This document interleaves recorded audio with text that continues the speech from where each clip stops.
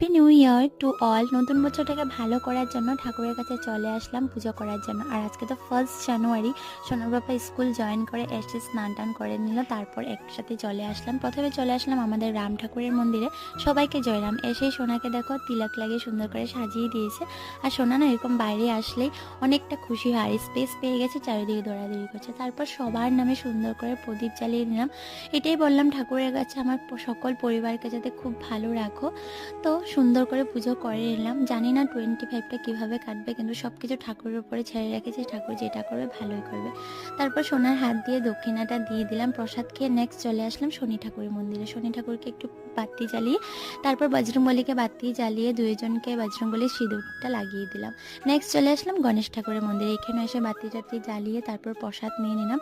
তো এইভাবেই কাটলো নতুন বছরের প্রথম দিনটা। তোমাদের কেমন কাটলো অবশ্যই জানিও। সবাই ভালো থেকো, টাটা সবাইকে।